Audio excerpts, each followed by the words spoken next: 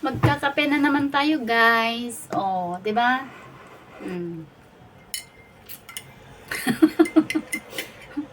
Mas masarap sana yung magkape, no, kung may kasama kang joke lang. Sanay na din. O, 'di ba? Sarap. Oh. Pero ang init sa totoo lang.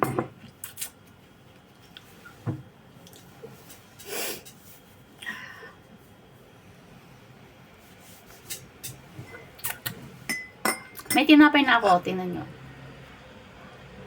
Oh, 'di ba? Biscuit. Galing sa China 'to.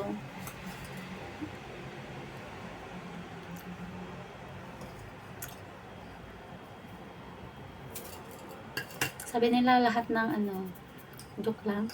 Huwag ka na ituloy. Just kidding.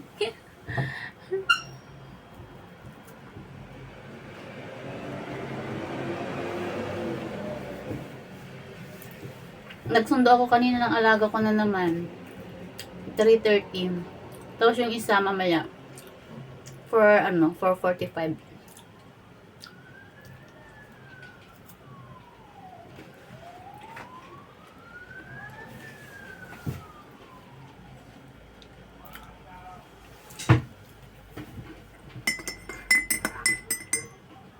Bakit kaya ang sarap ng kape, no? Pero hindi ako addict.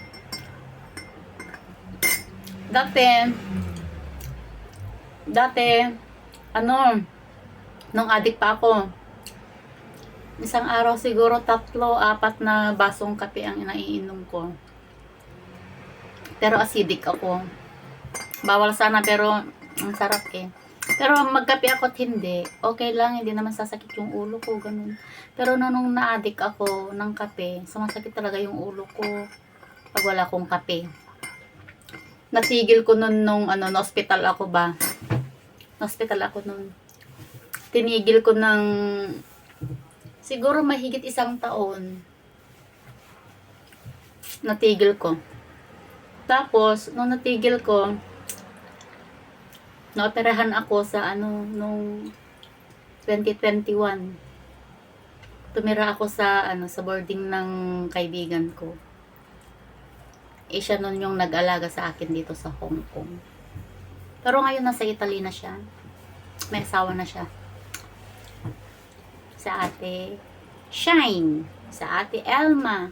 Siya yung naglaba, nagluto para sa akin nung na-hospital ako dito sa Hong Kong. Utang na loob ko yun. Hindi ko siya kaano-ano, pero siya yung nag-alaga sa akin. Naoperahan ako dito sa Hong Kong. Yun, naibalik ko ang kape. Pero ngayon, na lang, 2 baso. Sa umaga at sa kahapon na lang ko umiinom. Hindi na talaga gaya dati na, talaga, 4 na beses ako magkape isang araw. Pero ngayon, may kape at wala, okay na. Dati 3-in-1 pa ang kape ko, ngayon hindi na.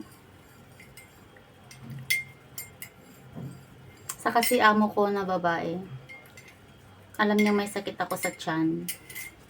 Binilahan niya ako ng Anlin, yung Anlin na pang-adult. Ayoko din yung lasa. Kaya sabi ko, hindi, ayoko, sabi ko. Kape na lang. Coffee mate, saka asukal. Yun, binilhan nila ako. Yun ang kape ko ngayon. Di ba? Pero kape na tayo, ang dami kong chismis. Bye!